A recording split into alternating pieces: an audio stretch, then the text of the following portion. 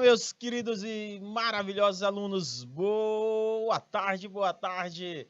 Meus queridos e maravilhosos alunos, Maria Luísa Cardoso e a Natalice, todos vocês que estão ligados aí, Baixa Grande do Ribeiro, Francinópolis, Joca Marques, Landre Salles, Ribeira do Piauí, todos vocês, meus queridos, meu boa tarde para todos vocês e vamos para mais uma aula de direito, meus queridos, aula maravilhosa, que é a área que nós precisamos ter para a gente poder aplicar. Vamos lá focar, minha querida e maravilhosa Nina.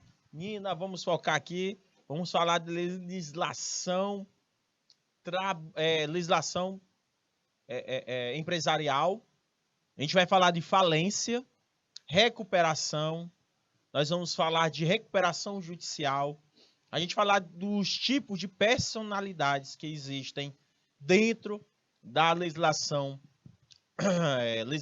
empresarial, mas vamos falar da transformação, cisão, fusão, incorporação de sociedades, falência e seus pressupostos.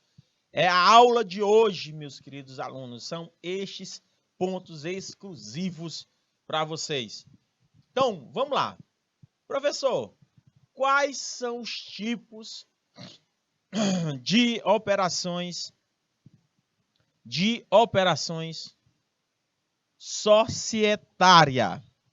Quais são os tipos de operações societárias? Pergunto para vocês. Quais os tipos de operações societárias? Gente, de acordo com a lei 6.404 de 76 e de acordo com o Código Civil, a lei 10.406 de 2002, existem 4 tipos de operações societárias. Existe a cisão, a transformação, a incorporação e a fusão. São esses 4 tipos mais comuns de acordo com a lei societária. Esta é a lei. Professor, as leis e os artigos estão previstos onde? Acontece dentro da sociedade limitada uma reorganização societária, gente. Que o artigo 229, ou o artigo 220, o artigo 228 e 227. Presta atenção. O artigo 227, 228, 229 e 220 é o mais comum quando se fala de reorganização. Então, vocês precisam dar uma olhada, vocês precisarão dar uma olhada nestes artigos, nesses seus respectivos artigos dentro do Código de Direito Civil. Então, se você quer, lembrando, a legislação empresarial, ela trabalha, certo, com o Código de Direito Civil, porque lembra que eu falei para vocês, existem várias fontes do direito empresarial. Existem várias fontes. E uma dessas fontes principais, além da Constituição Federal de 88, nós temos o Código de Direito Civil. A Lei 6.404 de 76. Certo? Então, meus queridos, prestam atenção. Nós temos aí a fusão, cisão e incorporação. Vamos entender a diferença entre esses processos. Nós temos a transformação, muda o tipo de societário. Transformação, o que é? É mudar o tipo societário, independente da dissolução e liquidação. Não afeta a sua personalidade jurídica. Já a fusão é a união de 2 ou mais sociedades para formar uma nova, que sucederá em todos os direitos e obrigações. Cisão é divisão. Desmembramento de todo patrimônio ou em parte. A sociedade vai absorver o patrimônio da companhia. Incorporação. É uma ou mais sociedades são incorporadas por outra sociedade, sucessora e titular de direito. Tá? Olha aí, um exemplo para nós podermos entender estes exemplos aqui para vocês de forma mais prática, que aconteceu aqui no Brasil, certo? De forma mais prática. Vamos entender o processo da fusão. Eu tenho uma empresa A e tenho uma empresa B, uma marca, por exemplo, a empresa da Antártica e a Brahma. Eu tenho a Sadia e a Perdigão.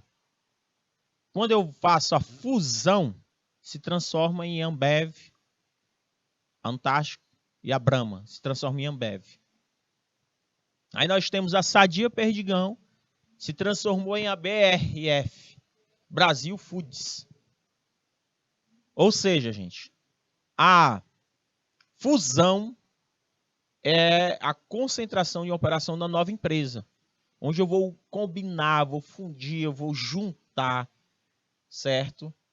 As empresas. Lembrando que as empresas fundidas desaparecem, dando lugar a uma nova sociedade, que vai suceder todos os bens, responsabilidades, direitos e obrigações anteriores.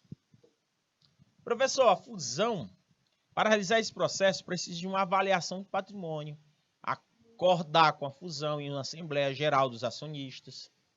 Depois de um novo estatuto, elaboradas ações são distribuídas em cargos reorganizados. Professor, quais são as vantagens da fusão? As vantagens dessas fusões, veja aí, muitas, por exemplo, Pão de Açúcar e algumas empresas, certo, se juntaram, certo? Itaú, Unibanco, Santander, Banco Real, Sadia e Perdigão, certo? Se juntaram. Fusão das empresas. Acaba tendo essa fusão. Para que serve? Para a vantagem competitiva segundo a lei. Diversificar o mercado, aumentar a abrangência da marca, aumentar a receita, reduzir os custos, diminuir os riscos, melhorar as condições de atuação.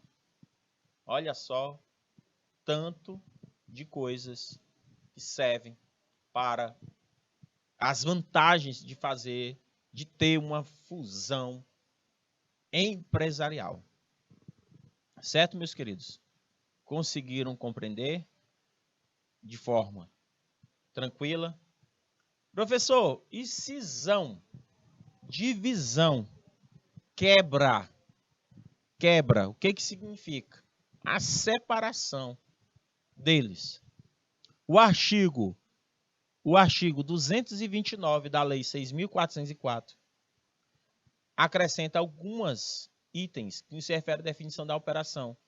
A cisão, gente, é a operação pelo qual a companhia transfere parcela do seu patrimônio para uma outra sociedade, constituída para este fim ou já existente, extinguindo-se a companhia cedida, se houver versão de todo o seu patrimônio, ou dividindo seu capital, se for a questão parcial.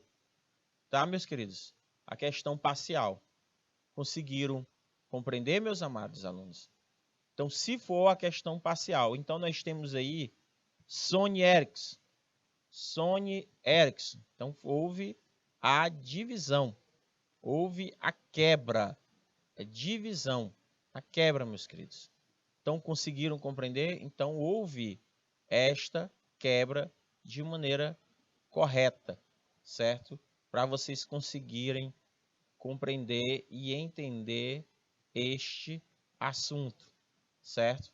De uma maneira bem tranquila, para vocês conseguirem compreender e entender o assunto de maneira tranquila. Então, a Sony Ericsson, ela se juntou, depois houve a divisão. A Gol e a Smile, né? Smile, não sei como é que vocês vão chamar de Smile, de Smile, vocês podem utilizar da melhor maneira possível, certo? Existem isso, certo? Então, meus amados alunos, temos que ter essa atenção. Então, eu tenho a empresa ABC e ela se divide em A, B e C, certo? Ela há uma divisão entre a empresa A, B e C, tá? Então, as linhas aéreas inteligentes, vocês podem ver, eu coloquei 2 exemplos para vocês entenderem o que é essa cisão. Tipo de cisão, professor. Gente, essa cisão, essa separação, essa divisão, ela pode acontecer de maneira parcial ou total. A parte do patrimônio é cedida para uma ou mais sociedades, que pode ser nova ou não. No parágrafo único do artigo 223 da Lei de Sociedade Anônima é abordado sobre esse tipo de cisão. Cisão total, o patrimônio de uma empresa é cedido em sua totalidade. Ou, no final, ela é extinta. Às vezes acontece. Por exemplo, o Grupo Pão de Açúcar, ele administra o supermercado Pão de Açúcar, o Açaí Atacadista, o Extra, Ponto Frio, certo? As Casas Bahia. Você pode observar que o Grupo Pão de Açúcar, ele está nessa divisão. Compre bem. Só que eu digo e repito para vocês. Quando o Grupo Pão de Açúcar resolve extinguir Ponto Frio e resolve extinguir o Extra, pode acontecer essa questão do tipo de cisão, né? O tipo de cisão. Então, cisão, veja aqui o que acontece aqui em Teresina. O grupo, certo? O grupo aqui em Teresina, Extra, ele foi extinto, certo? Ele foi extinto de uma maneira tranquila. Ele foi extinto, certo? De uma maneira bem simples. Então, meus amores, meus queridos alunos, nós podemos observar que o tipo de cisão, ele é totalmente importante dentro das atividades. Então, observem bem que dentro da legislação trabalhista, ela é de suma importância. Então, dentro da legislação empresarial, certo, gente? Corrigindo. Legislação empresarial, né? Quando fala no processo de cisão parcial.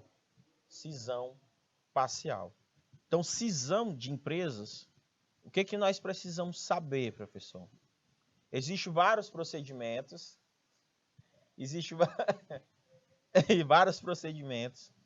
ao longo do caminho de uma operação de cisão. A sociedade,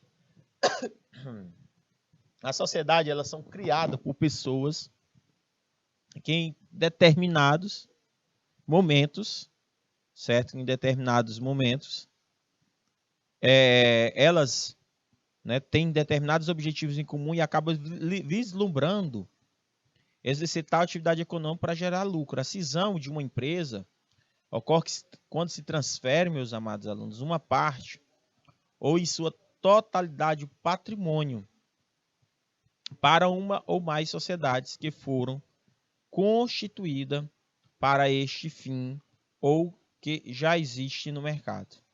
A cisão de empresa, gente, se tornou uma operação muito comum aqui no Brasil e é tratada pelo Código Civil a partir do artigo 11.113, bem como aliado à Lei da Sociedade Anônima, que é a Lei 6.404 de 76, certo? 76.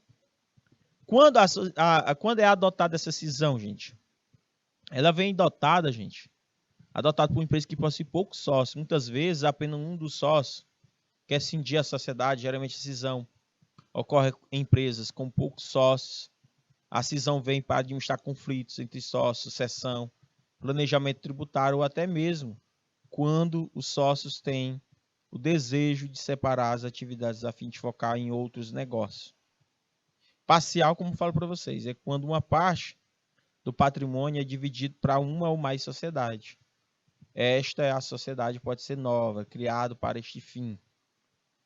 Se você pegar a lei de sociedade anônima no seu artigo 233, ele fala que existe o ato de cisão parcial que vai estipular que as sociedades que observem as parcelas do patrimônio da companhia citada serão responsáveis apenas pelas obrigações que lhe forem transferidos, sem solidariedade entre si ou com a companhia cedida. Mas, nesse caso, qualquer credor anterior poderá se opor a essa estipulação. Já o total, gente, é quando o patrimônio de uma empresa é totalmente dividido para as outras sociedades, ou seja, ocorre uma reorganização societária geral. Esta operação também pode ser para a sociedade já existente. Deu para entender? Então, se vocês têm que dar uma olhadinha no artigo 233 da Lei de Sociedades Anônimas. Então, veja aí, ó. Cisão total, cisão parcial. Eu pego parte do meu patrimônio. Eu tenho uma empresa C, que vai ser extinta. Aí eu divido um patrimônio de 50% para a empresa A e 50% para a empresa B. Isso é uma cisão total.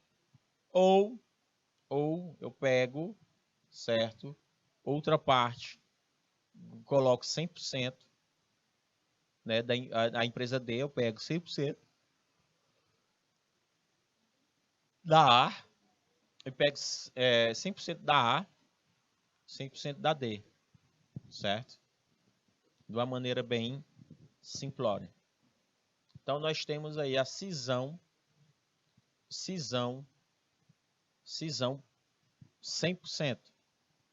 certo? A empresa, se vocês observarem, a empresa 100, eu pego, faço apenas 40% do meu patrimônio e transformo a empresa B, que é formado 40% do patrimônio, que representa 100% de um patrimônio líquido de uma empresa B. Já a empresa A continua com 60% do seu patrimônio líquido, que representa 100% do patrimônio líquido de A, após a cisão parcial. Isso é cisão, meus amados. Aí nós temos a outra, depois da cisão, meus amados alunos, que é bem interessante a gente participar. Outra forma de alavancar a imagem de uma empresa ou de sair de uma empresa, né, do possível crise, a gente também pode existir a famosa incorporação, que ela é parecida com a fusão, mas ela tem uma diferença. A incorporação ela obriga a empresa a seguir os mesmos protocolos que a empresa inexistente, de acordo com o artigo 227 da Lei 6.404 de 76. Ou seja, a sociedade incorporada deixa de existir, mas a empresa incorporada continuará com sua personalidade jurídica. O valor do acervo a ser tomado nas operações deve ser definido pelo valor contábil ou do patrimônio. A pessoa jurídica que tiver parte ou todo do seu patrimônio absorvido deverá levantar o balanço específico para este fim. O balanço deverá ser levantado em até 30 dias do evento. Vocês conseguiram compreender o que eu estou colocando aqui para vocês, meus queridos e amados alunos? O valor da acervo deve ser tomado nas operações, deve ser definido pelo valor contábil ou de mercado. Okay? A pessoa jurídica que tiver maior parte ou todo do seu patrimônio absorvido deverá levantar o balanço específico. Tá ok, meus amados alunos? De maneira específica. Veja a incorporação, veja aí para vocês entenderem. Nós tínhamos o Bradesco e o HSBC. Nós tínhamos o Santander mais o Banco Real. Aí houve a incorporação. Muita gente pensa que é a fusão. Houve a incorporação. Eu tinha uma empresa AB, certo? Eu tenho uma empresa AB e eu pego a C, eu incorporo essa C e crio um grupo, uma empresa, Grupo Santander Brasil, certo? O Grupo Santander Brasil, onde eu faço a famosa incorporação, certo? Dessa empresa. Ou seja, gente, qual o benefício da empresa A e a empresa B incorporar? Qual é, professor? Eu amplio o patrimônio de uma empresa, eu faço a expansão, eu aumento o meu público-alvo, eu aumento o meu número de clientes, eu aumento a cartela de produtos e serviços, eu acabo combatendo principalmente a concorrência. Se torna mais competitiva, mais bem organizada, certo? Acaba tendo uma competição muito melhor e maior, meus amados alunos.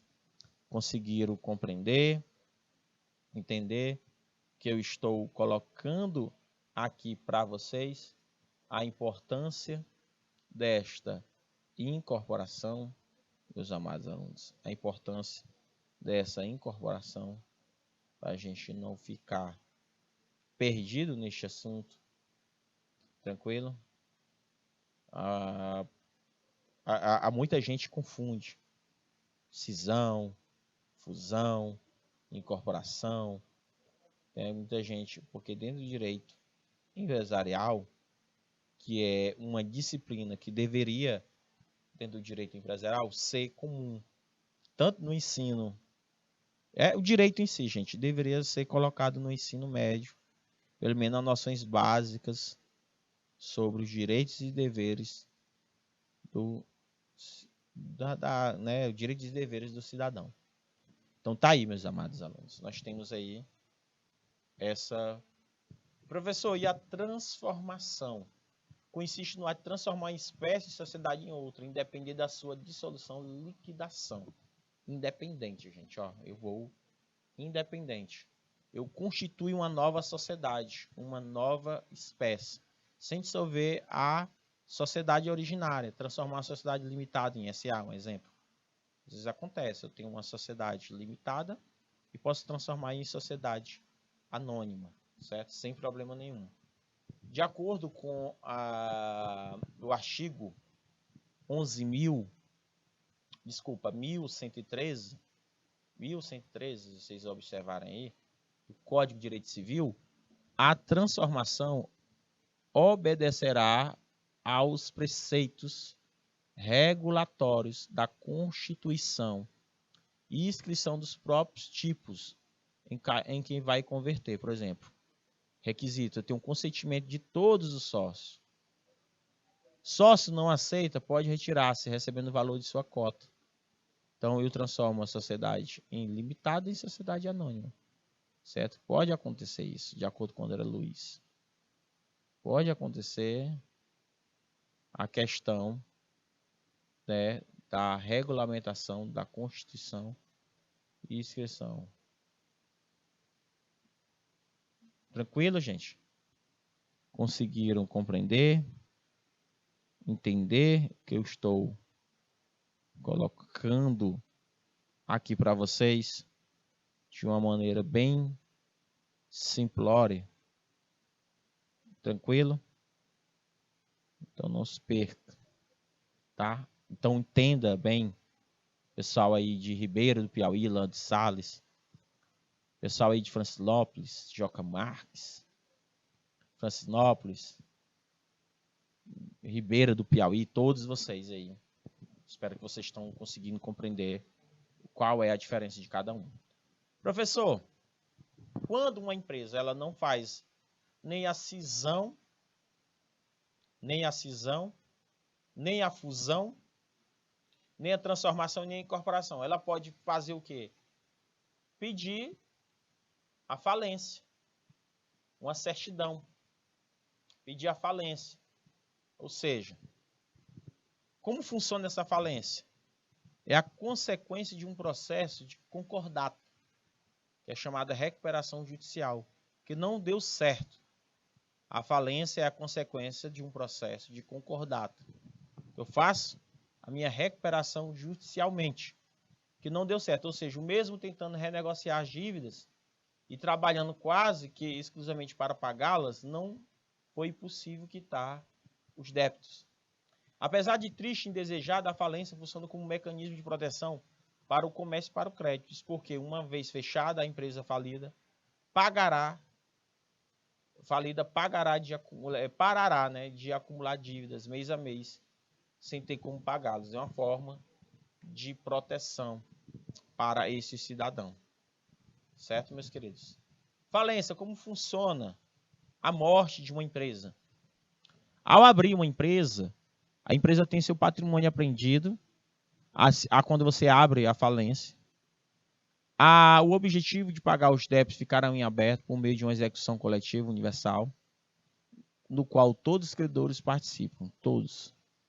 Cara, eu vou fechar bem aqui uma filial X, né? Eu vou fechar aqui uma filial X. Eu fecho essa filial. Fechei essa filial. Depois que eu fecho, eu vou pagar minhas obrigações fiscais, tributárias, trabalhistas. Qual é o primeiro pagamento que tu precisa fazer quando eu decretar falência? Pagar funcionário, gente, é o primeiro. Não é o fornecedor, não. É o cliente. Certeza. É o cliente, meus amados. Não tenha dúvida disso.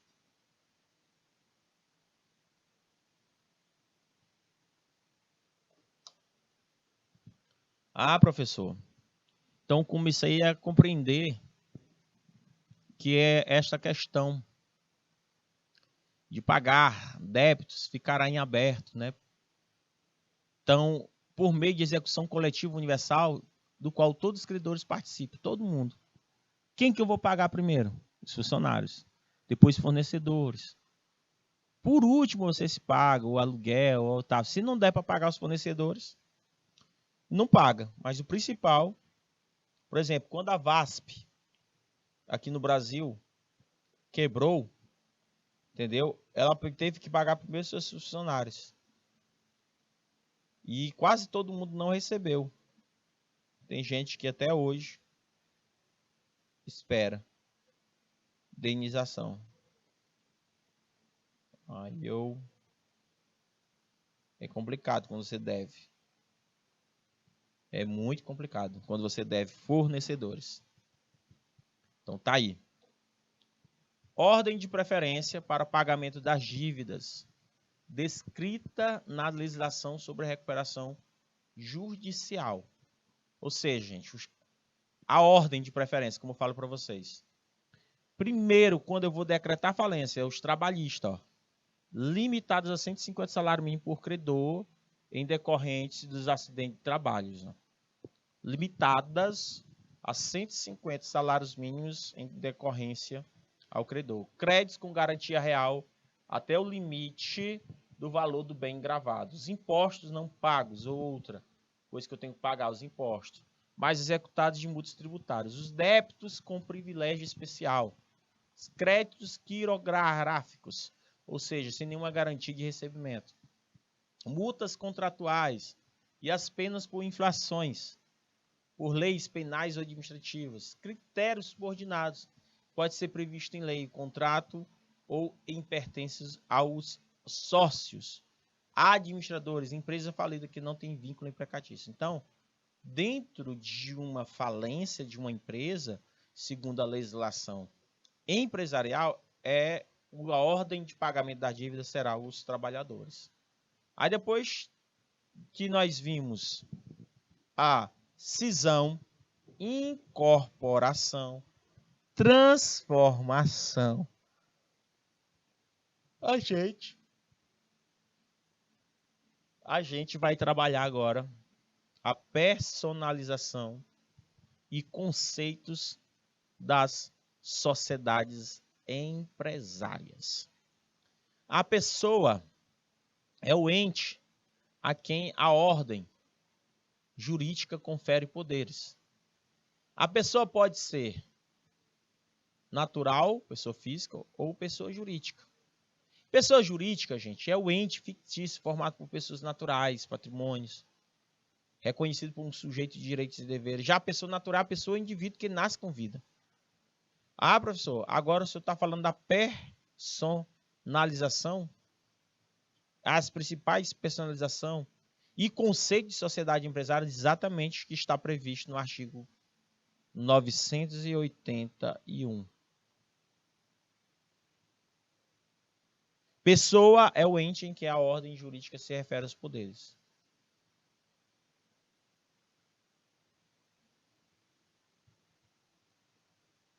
Pessoa pode ser natural, pessoa física ou pessoa jurídica. O que é pessoa jurídica? É um ente fictício, formado por pessoas naturais ou patrimônios.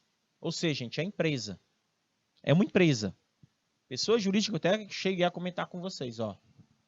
É uma empresa. É uma empresa. Já a pessoa natural é a pessoa que nasce com vida. Já a personalidade jurídica é diferente, é adquirida mediante registro da pessoa jurídica, contrato social e estatuto. Você vai fazer o registro em uma junta comercial, um cartório. É tipo assim, eu nasci com vida. Eu nasci com vida, certo? O indivíduo nasceu com vida, eu sou uma pessoa natural.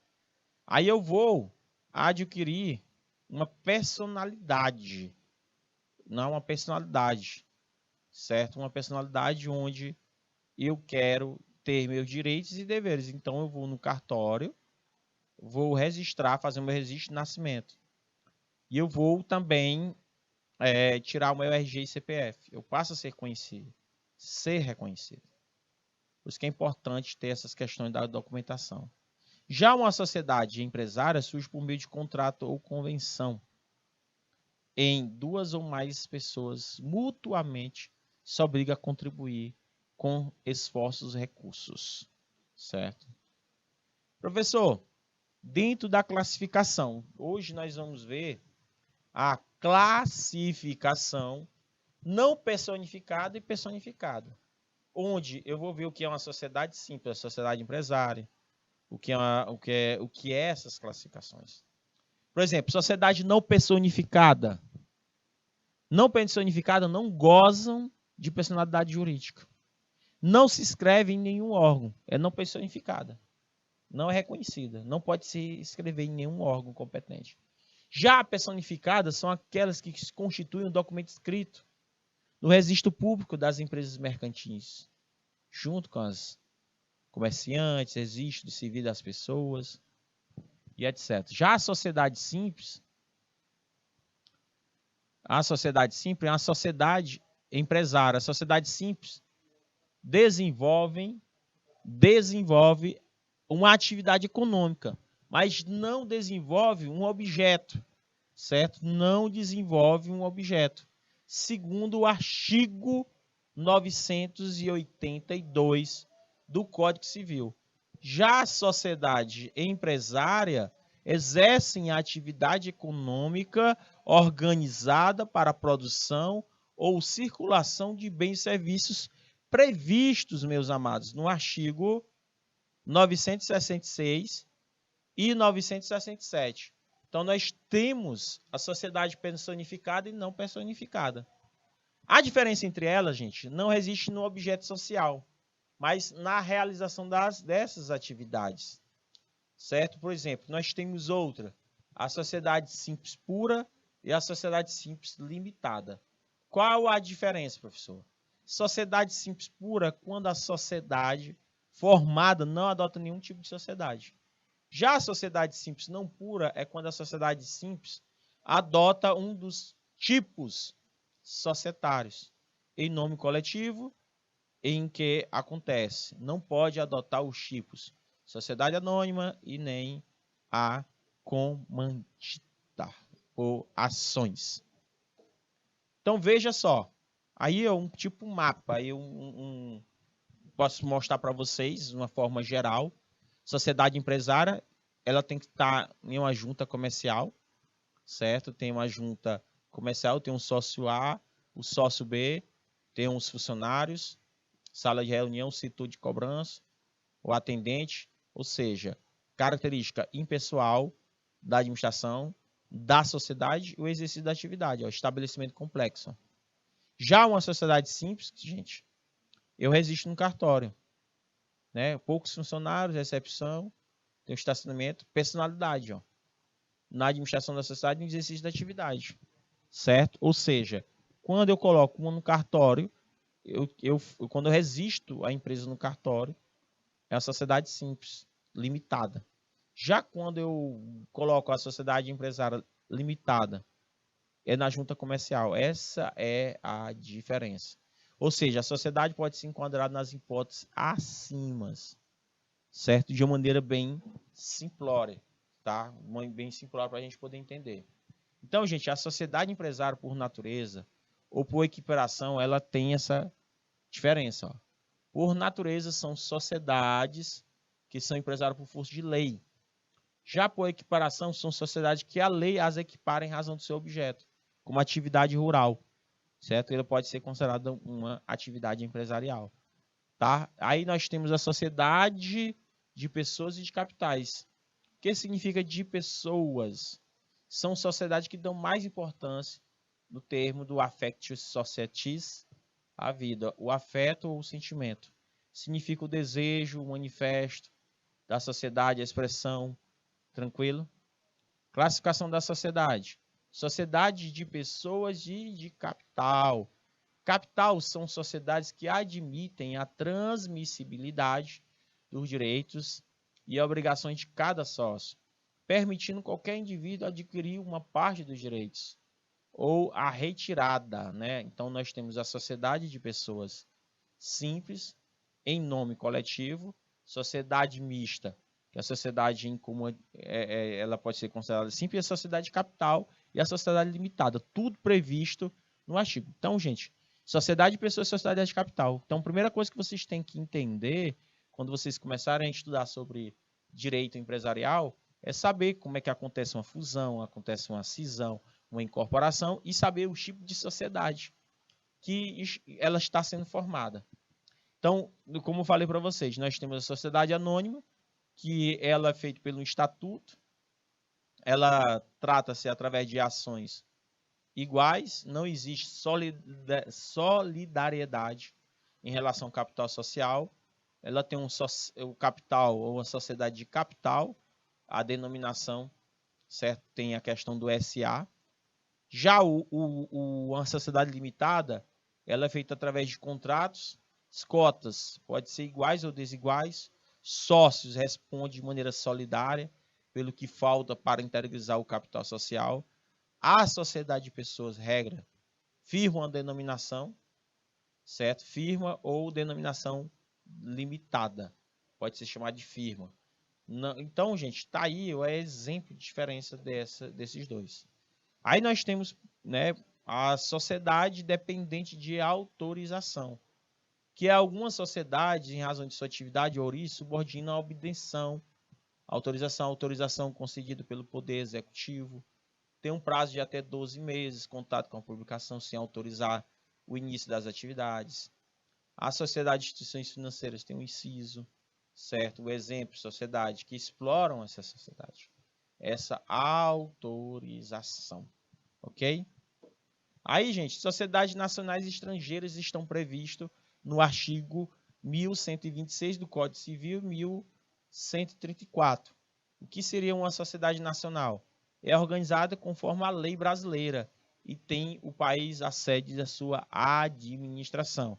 Já a sociedade estrangeira, qualquer que seja seu objeto, não pode, sem autorização do Poder Executivo, funcionar no país, ainda por estabelecimento subordinados, podendo, todavia, os casos expressos em lei, certo? Então, parágrafo único, nós temos a sociedade estrangeira, funcionará no território nacional, com o nome que estiver em seu país de origem, podendo acrescentar no Brasil ou fora, meus queridos alunos.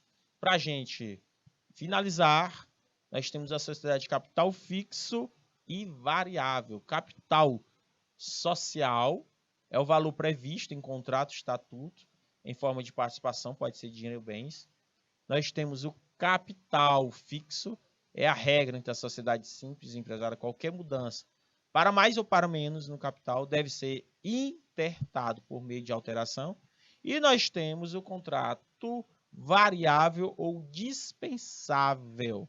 Sociedade composta por um número mínimo de sócios sem um número máximo.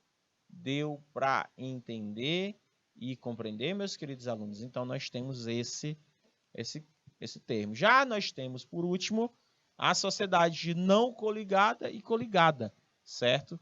Que eu vou deixar para que na próxima aula, quando a gente for adentrar ou finalizar um pouco da nossa legislação empresarial, né, quando a gente for entrar na legislação trabalhista, eu faço uma revisão geral com questões. O que é mais interessante é a gente trabalhar com questões sobre cisão, incorporação, transformação, certo? De uma maneira bem simples, meus amados alunos. Tranquilo? Para vocês conseguirem compreender e entender. Tranquilo, meus amados alunos? Há alguma dúvida? Tranquilo? Então, meus queridos, nós temos que trabalhar este assunto de legislação empresarial. É de suma importância para vocês, futuros técnicos em finanças, porque o técnico em finanças ele precisa saber quais são os custos operacionais de uma cisão, de uma fusão, de uma incorporação, de uma transformação. Tranquilo, meus queridos? Espero que vocês tenham entendido o assunto de hoje. Bom feriado a todos vocês e até a próxima semana. Tchau, tchau.